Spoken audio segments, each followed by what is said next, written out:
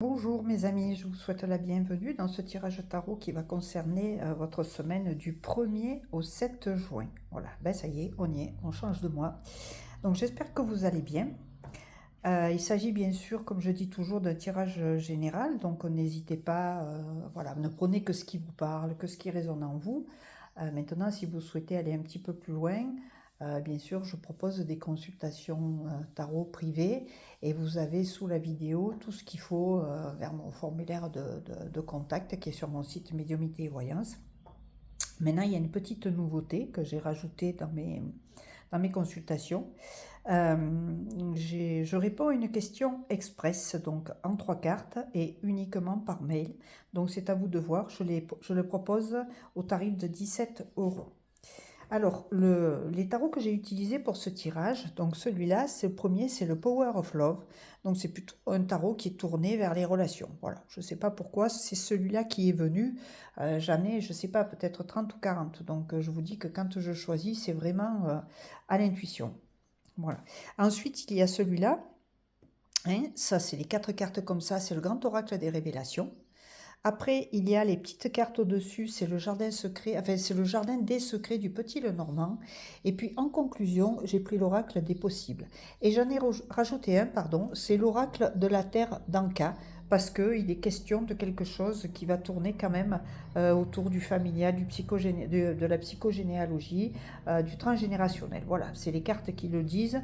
Donc il m'a été demandé de faire un petit rajout pour apporter peut-être un petit peu plus d'informations ou au moins des solutions.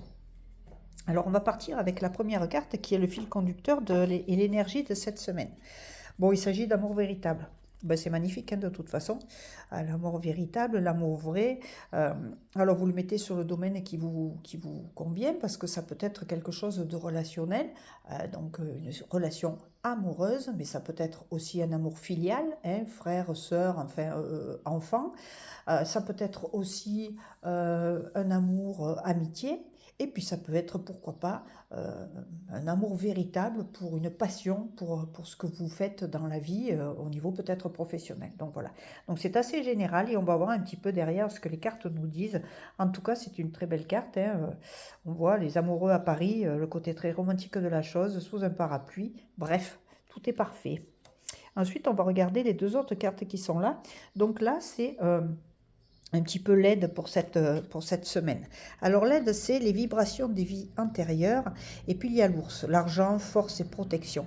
C'est pour ça que vous verrez, je suis allée chercher un jeu, un psychogénéalogie, enfin un transgénérationnel, parce que là, les cartes parlent toutes que de ça. De vie antérieure, de karma, de choses comme ça. Donc, qu'est-ce que ça pourrait être l'aide? Eh bien, que vous avez bien sûr des vibrations de vie antérieure. Alors moi, j'appelle vie antérieure déjà le transgénérationnel. Je ne vais pas chercher des choses très spirituelles parce que je pense qu'on est là des êtres incarnés dans un corps humain pour vivre des expériences. Et je pense que déjà le transgénérationnel est quelque chose d'important puisque de toute façon, les scientifiques en épigénétique, en fait, ils ont réussi à prouver, hein, voilà, scientifiquement parlant, que eh bien, nous n'héritons pas que d'aspects physiques de nos ancêtres. Hein, nous pouvons aussi récupérer des émotions, des chocs, des conditionnements, des fonctionnements, voilà, des schémas répétitifs, des choses comme ça. Donc l'aide, ce serait que la vibration de vos vies antérieures peuvent quand même avoir un lien avec l'argent, la force, la protection. Donc ça sera un petit peu à vous de le coller là où vous le sentez, le domaine qui vous intéresse. On va aller voir un petit peu plus loin. Donc l'obstacle. Quel est l'obstacle pour cette semaine? Alors c'est quand même un tirage qui est très, bon, comme je l'ai dit, général.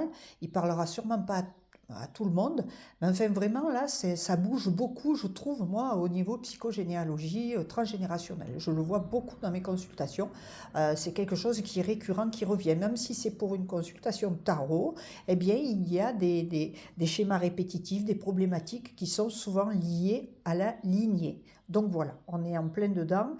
On est une période où les secrets demandent à être révélés, où c'est possible.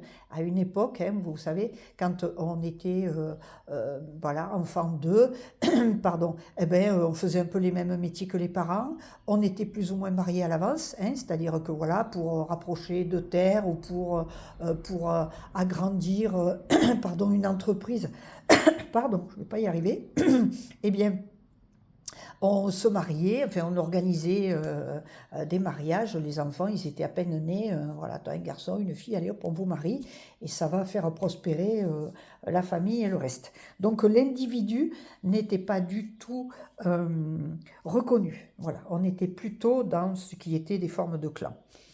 Alors, je continue. Je suis partie un petit peu loin, mais c'était nécessaire de donner un petit peu ma vision des choses. En plus, je suis passionnée par cette psychogénéalogie. Je l'ai d'abord utilisée pour moi. J'ai révélé des secrets de famille. Je trouve ça extraordinaire parce qu'une fois que le secret de famille est révélé, c'est comme si, pouf, il y avait une bulle qui éclate, quelque chose de magique. Allez, on continue. Après, alors l'obstacle, donc je vous ai dit, c'est l'arrêt karmique.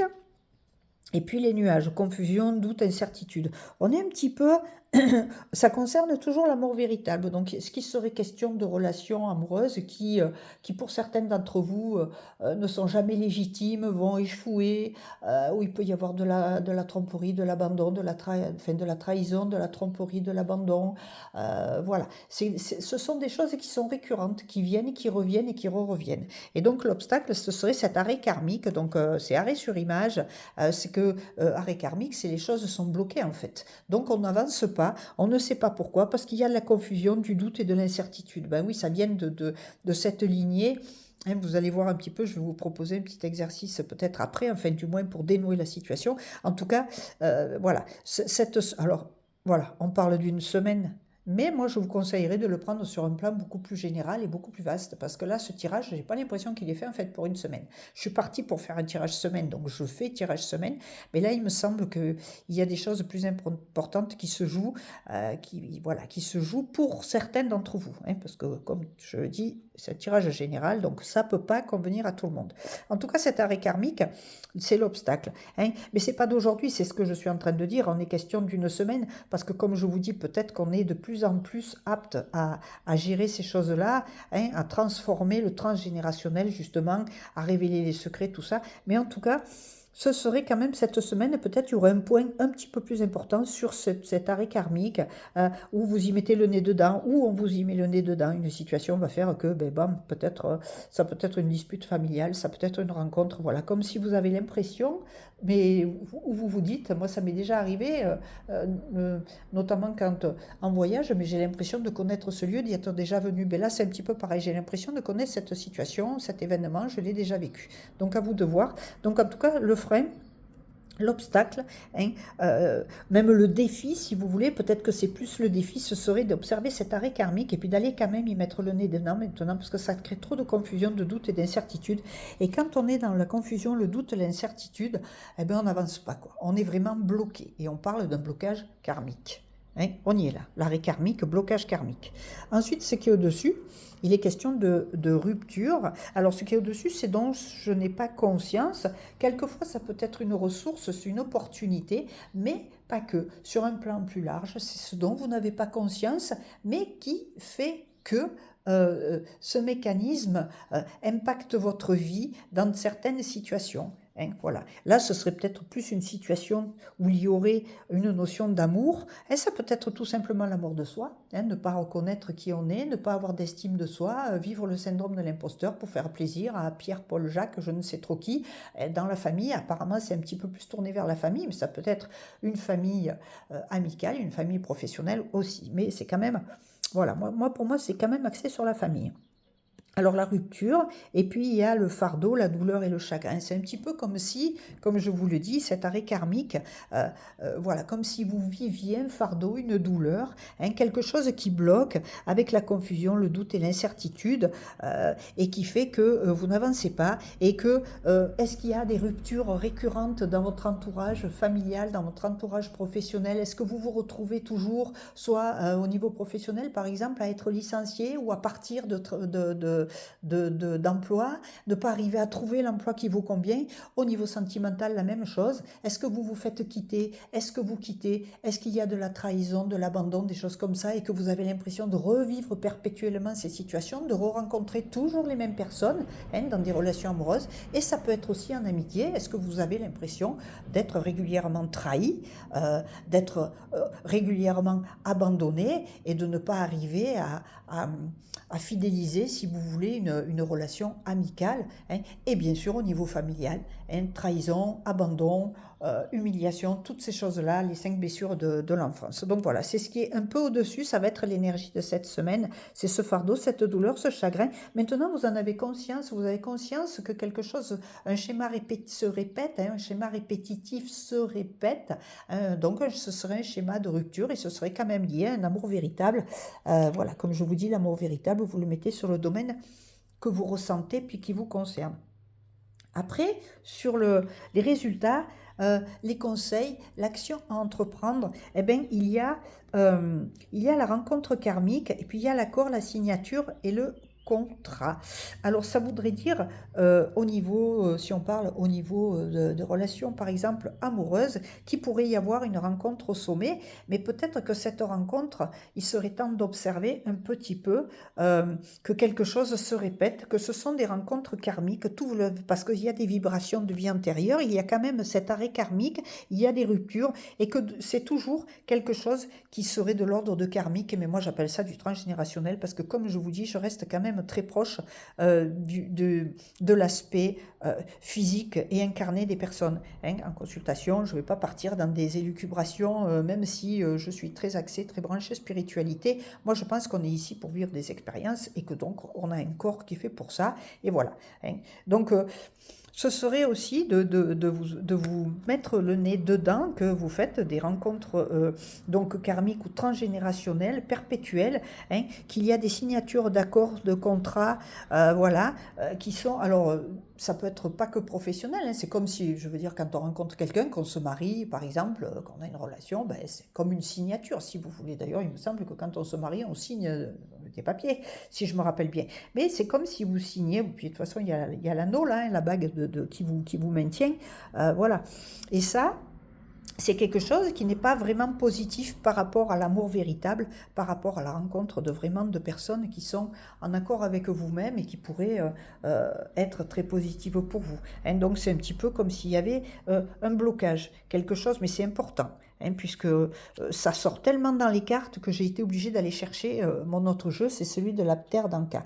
Alors, moi, comme je vous ai dit, il est question de schémas répétitifs et d'effets miroirs. C'est un petit peu comme si, d'une génération à l'autre, en transgénérationnel, vous répétiez des choses. Je vous l'ai dit tout à l'heure, au niveau de l'amour, ça peut être des trahisons, des abandons, des humiliations, des ruptures, hein, puisqu'elle est sortie quand même ici, ce qui est au-dessus, la rupture, et que ces choses se répètent, hein, et qu'en épigénétique, c'est un petit peu ça, hein, on va se... Moi, j'ai vu des choses dramatiques, si vous voulez. J'ai notamment des viols qui se répétaient d'une génération à l'autre, ou des abus, alors que ce soit au sein du couple, que ce soit bien sûr par des inconnus, par de l'inceste, et j'ai envoyé ça.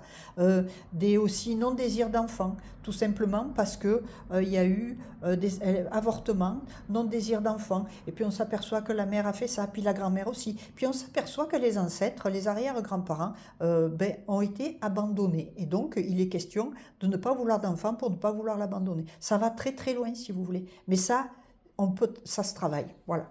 Comme je dis, je propose il y a une façon de couper des liens, voilà, il y a un travail qui peut être fait. En tout cas, il y a cet effet miroir et ce schéma répétitif dans votre vie, donc à observer, à voir si ça vous parle ou pas, et savoir que on est maintenant amené à pouvoir y travailler dessus. On est une période où, comme je dis, les secrets de famille peuvent être révélés. Et puis l'épigénétique a quelque chose d'extraordinaire, c'est qu'elle permet de travailler sur les chemins neuronaux, au niveau du cerveau. Hein, donc voilà, toutes ces choses. Ces héritages. Et une des solutions serait de verbaliser. C'est-à-dire, alors ça peut être de verbaliser ce que vous ressentez, de verbaliser vos souffrances, de verbaliser voilà, ce que vous pensez, mais ça peut être aussi d'aller chercher des informations. Hein. C'est-à-dire que vous pouvez avoir encore autour de vous peut-être des grands-pères, des grands-mères, des oncles, des tantes, et aller poser des questions au niveau de cette famille et de votre famille pour verbaliser, aller à la pêche aux informations. Et puis moi je dis toujours que quand l'élève est prêt, le maître apparaît. Donc ça veut dire que si vous êtes prêt, vous allez, le maître, ça va être les informations qui vont venir à vous, par exemple. Hein, des idées, des choses comme ça. C'est ça le maître. C'est pas spécifiquement une personne, ça peut être, je sais pas, une plante, un animal, une personne aussi. Mais là c'est plutôt des situations et des informations qui vont venir à vous et qui vont vous permettre de mettre des informations. Oui, justement, ces informations vont vous permettre de décoder des situations, des événements, donc de décoder aussi cet effet miroir et cet effet de schéma répétitif. Vous savez, ce schéma répétitif, c'est un petit peu les poupées russes. Elles sont l'une dans l'autre, et voilà. Et bien écoutez, c'est un sacré tirage quand même. Donc je la laisse là, celle-là. Et puis pour conclure, on va aller regarder un petit peu ce message de votre guide intérieur. Hein, voilà. Donc quel est-il? Alors on est encore dans quelque chose qui va parler du passé. Vous voyez, c'est une personne qui se sauve et puis on voit des mains qui essayent de l'attraper. Ça fait un petit peu peur cette carte.